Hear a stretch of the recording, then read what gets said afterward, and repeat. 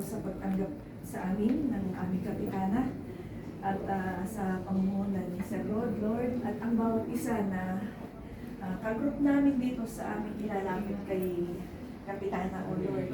Ang dalangin po namin, Holy Spirit, ay gabayan niyo po kami. Gabayan niyo po kami sa aming pag-uusap, sa aming plano, Panginoon. Kayo po, Panginoon, ang gumabay sa bawat isa natin, sa aming leader, Lord, sa aming kapitana. Pamunahan niyo po, O Diyos, at maging maayos ang lahat ng ito, O Diyos, at ikaw po, Panginoon, ang mapupurihan, maging sa barangay, maging sa aming mga sarili, Panginoon, maging sa aming mga tagapanguna ng barangay, O Lord, ikaw po ang patuloy na gumabay at mapupurihan sa aming mga buhay. Salamat po, Panginoon, sa oportunidad na ganito, O Diyos. Pinupuri ka namin, pinapasalamatan ka namin, Ama, sa pangalan ni Jesus. Amen.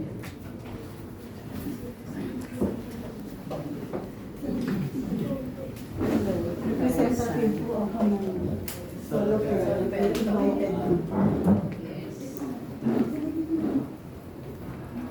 Bali kasi ganun po yun.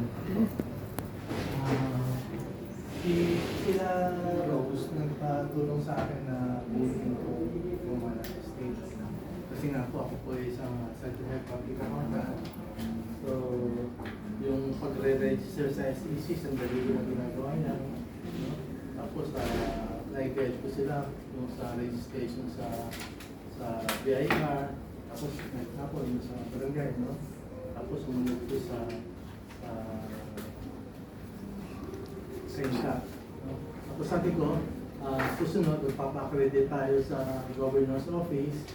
And then, sabi ko, dadalhin ko kayo sa Malacanang. Sabi ko.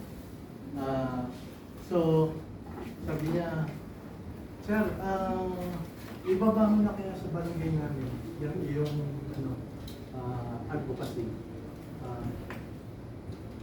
Actually, naghahanap talaga ako ng barangay na mag-aandap ng aking advocacy. Noong, let's say, June 2024, una ko pinuntahan yung barangay Burgos, Montalban, 100 yung senior citizen doon, tapos problema sila doon sa kanilang livelihood program na swimming machine. Yung nagtatay sila ng sabi ko, ano ba kailangan nyo? Sabi nila, kailangan daw nila ng 4 na swimming machine. So, nagawa ko ng paraan na nag-donate ako pang bilhin ng 4 na swimming machine. Tapos sabi ko, pwede ba makausap yung barangay chairman niya? Ang sagot sa akin hindi pa po namin, pwedeng kausapin . Hindi na tinanong kung bakit. Tapos, noong December 2024, bumisita ako kila Rose. Meron akong ibinaba doon yung aking hotel. Ang ibig sabihin po ng hotel, help others to earn a living advocacy. So, kaya nagsimula yun, nung bumili ako ng 2 sasakyan pang-grab noong 2018. Tapos pagka wala yung driver, ako yung nag-drive. So, sa pondohan ng mga drivers, may nakikita ako na kagaya ko na may edad. Tinatanong ko, Brad, sa'yo ba yung coaching minamareho mo? Ang sagot sa akin, naku, ano lang po nire-rentahan ko lang. Ngayon, ang tanong ko, Brad, gusto mo umapa sa'yo yung coaching na yun? So, lahat ng tinanong ko, ang sagot, naku po, mas maganda po umapa sa akin ko.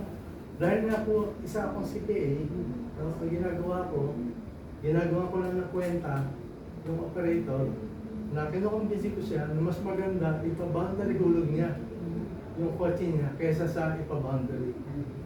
So, 2 taon po yung nakumbisi ko. Boundary hulog na kumbaga magiging ownership. After 5 years, kanya na yung sasakyan. So, 200 yung natulungan ko, tapos biglang nag-message ako sa Facebook. Sabi sa akin, Brad, meron ko ba 100 na driver? No? Sabi ko, bakit? Basta pumunta ka sa opisina. So, pumunta ako doon sa opisina nila.